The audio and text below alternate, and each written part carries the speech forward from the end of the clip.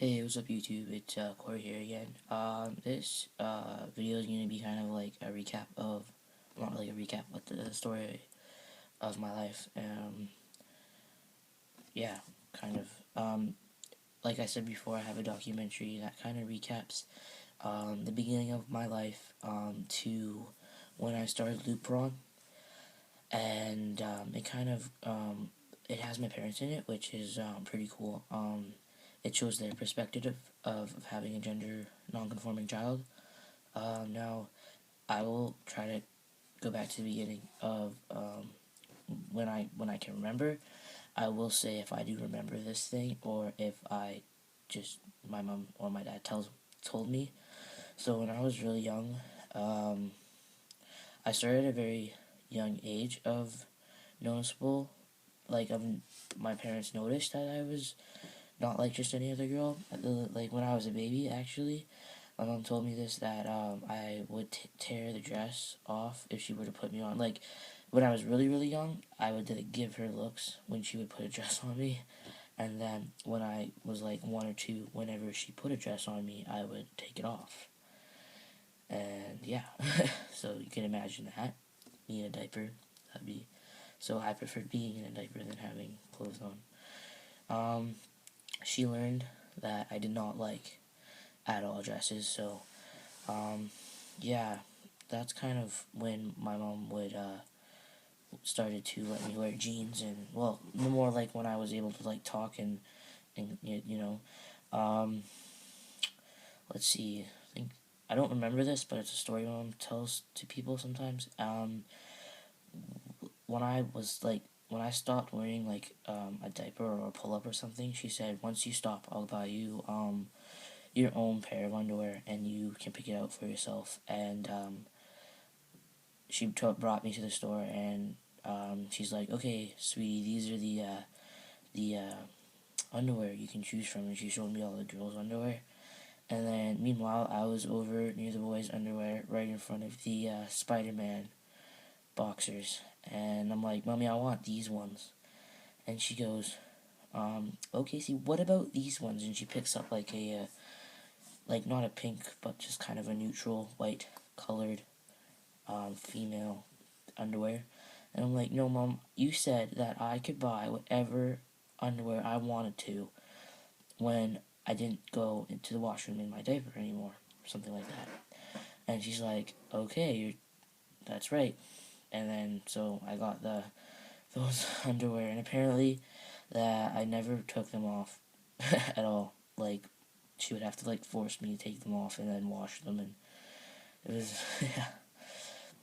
So that was probably when I was 4. I was I think I said it in my earlier video. I'm not really sure, but I was one of like the second person in a YMCA in Toronto. Um, so everyone there knew who I was and knew that I'm not just like everybody else, particularly every other girl there. Um, so it was really nice to be like accepted, like no matter what. Um, it was when I was in when I was in kindergarten, it became more of an issue where I wasn't accepted um, when the guys were like playing soccer or something. No, the guys wouldn't let me play soccer. But there was like a teacher, or it wasn't, yeah, like a teacher who was like really really nice to me and would play with me. So yeah, that's and then grade 1, 2. I tried kindergarten in a elementary school, but I got so depressed that I just didn't go, and so my mom had to take me back to the YMCA, which was really hard because it was full. But we were there for so long, and we were one of like the first people there that they're like, "Okay, yeah, sure," and let me back in. But yeah, grades 1 and 2 sucked. There was a bully at my school in grade 1 and 2 who didn't really seem to bully me because I was gender nonconforming or different from the other girls or boys for that matter, was because I was larger than everybody else. He would tease me because I was fat, and that sucked. But yeah, another story. I don't know. If you don't like stories, you can just skip over this. But my mom's friend, Marguerite, we lived in a co-op back in Toronto, and he lived in the co-op, and he was knocking on some person's door that lived door to her, and she came out and said pretty much she she cornered him, which, you know, probably not best thing to do, but she just wanted to talk, and she pretty much went, if you threaten, like, like, if you even think about threatening Annika, I will hunt you down. And she was like, she didn't like say anything that would be threatening. She was just very direct, like, do not, or you will be very much in trouble with me. Which was really awesome. And yeah, that kind of stopped it for a while. So yeah, and then I moved to Vancouver. I originally lived on, was it like near, I don't know, people call it West Side or West End, and I always get it confused. But it's down in like Kitsilano area.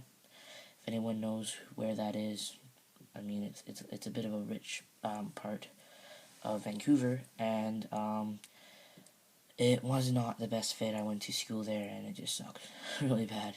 Um, Again, the soccer sports thing no one would play with me.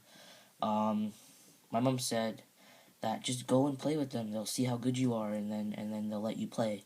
But I was just too really scared because I was new and I was different, and so I ended up just kind of. It was a very large playground, so I just ended up like going into someplace and just doing whatever. So I was there for about half a year, maybe 3/4 of the year, and then I moved. So middle of grade 3, I went to Britannia Elementary School, and Britannia is right on Commercial. Whoa, don't fall. Whoa, sorry. Okay, there we go. Hopefully that doesn't fall. That would suck. Okay. Yeah. So that's like the best school ever. They're just the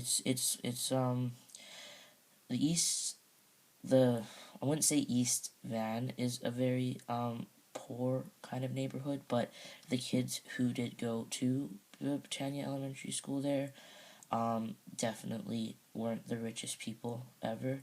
There was a lot of people who needed more attention at that school, and I felt like that was really cool to see other people who just didn't fit in. So felt like I fit in to the people who didn't fit in, which was, it makes sense, really, kind of. So yeah, that was really really nice. I made friends pretty easy. I mean, half the people in the other grades did not know I was a girl until someone would like, yeah, that's a girl. Or a lot of people would come up to me and be like, are you a girl? Because I'm not too sure and I don't want to hurt your feelings. And yeah, it's kind of cool. In my documentary, one of my friends is like, yeah, I didn't know she at the time was a girl until someone told me. So I mean, I passed at a very young age, I guess.